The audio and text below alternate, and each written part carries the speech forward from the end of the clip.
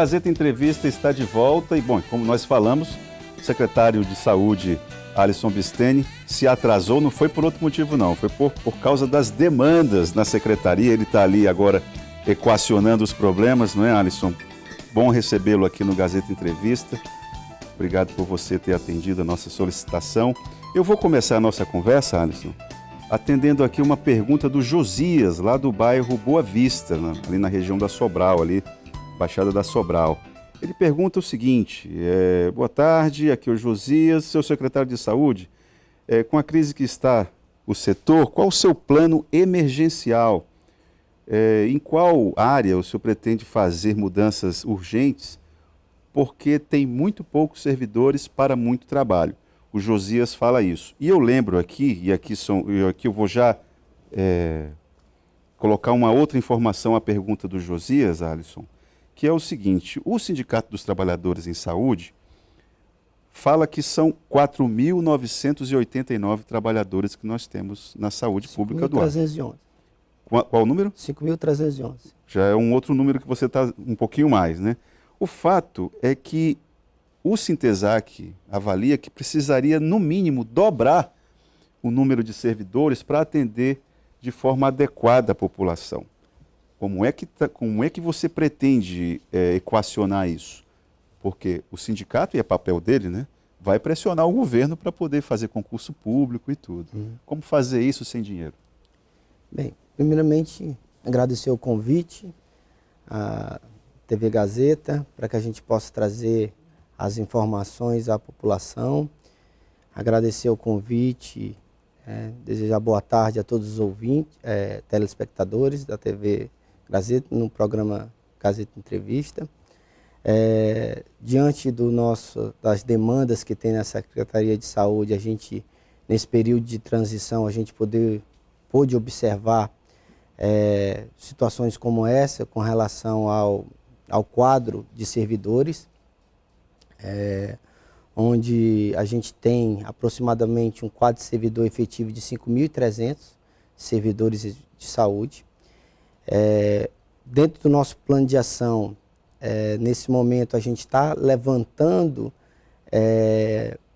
fazendo um recadastramento, né, com relação a esses servidores para saber lotação. Mas recadastramento já não tinha que ter sido feito? Vocês não tinham que ter um diagnóstico já? A transição não serviu para isso não, Alisson? Não, o recadastramento depende do gestor da pasta, né? Até então nós não fazíamos parte ainda enquanto gestor nomeados como fomos hoje.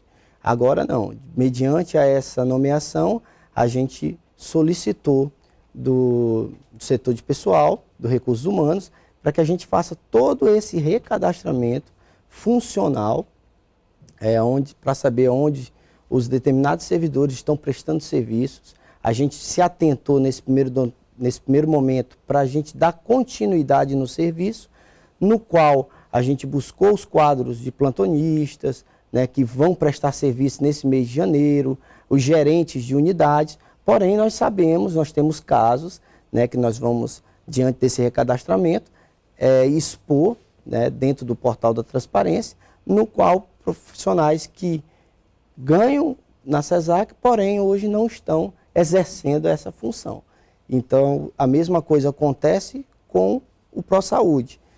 Esse cuidado agora, diante do espelho que nós vamos ter com a folha, a gente vai fazer esse recadastramento nas unidades para saber aonde estão esses profissionais, para que eles realmente venham prestar serviço. Caso contrário, né, a gente vai ter que tomar as medidas cabíveis com processos administrativos. Eu sei que internamente no governo sempre é uma briga interna, cada um querendo, obviamente, defender a sua pasta. Certamente você vai querer pressionar o governador Gladson Cameli para poder fazer concurso público. Isso está na tua agenda agora? Ou você quer melhorar a gestão das pessoas que já estão aí, fazem parte do quadro? Primeiramente, a gente, dentro do nosso plano de ação, identificando nesse processo de transição esse déficit de profissionais, a gente tem situações que tinham virado um ciclo vicioso na gestão passada, que eram contratos precários, contratos emergenciais que eram renovados, né, sem assinatura, inclusive, de contratos, que a gente já observou, somente termos aditivos sem assinatura do profissional. E esses contratos emergenciais, eles estavam se findando agora, dia 31 de dezembro, onde poderia estar um colapso, né, na rede de atendimento de saúde no nosso estado. Muitos desses profissionais que estavam nessa precariedade de contratos, eles estavam numa instabilidade e nos procuraram durante todo o processo de transição, onde a gente teve a preocupação, em parceria com o Ministério Público, para que a gente pudesse, pelo menos, ter essa renovação emergencialmente, pelo menos por um período de 2 meses. Foi pactuado e renovado a maioria desses contratos para o mês de janeiro, e mediante a isso a gente já tomou a frente para que pudesse, através da Procuradoria Jurídica do Estado, né, do Procurador-Geral, tivesse alguns pareceres para um processo simplificado, né, de contratação. Então existe essa perspectiva? Existe essa perspectiva logo agora para janeiro, então. É bom deixar bem claro a esses servidores. E quantas vagas?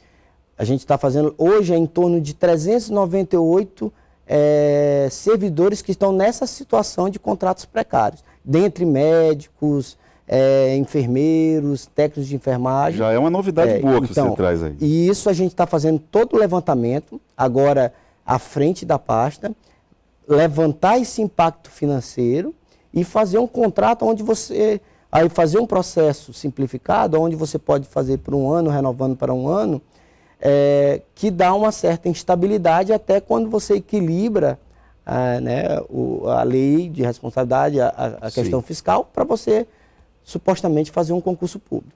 Secretário, eu vou dar uma fulanizada no debate agora, vou pedir para a produção colocar na tela algumas imagens. Gostaria de responder o Josias depois. Perdão, depois você responde o Josias. Produção, por gentileza, coloca as imagens do lixo hospitalar, que nós parece que estamos voltando a ter problemas relacionados à destinação do lixo hospitalar. Isso não é novidade, o jornal Gazeta e Manchete já fez várias reportagens a respeito do assunto, inclusive denunciando, fundamentado na própria comunidade, em várias regiões da cidade de Rio Branco, que o lixo estava sendo acumulado em um local inadequado, e o cheiro, o mau cheiro, enfim.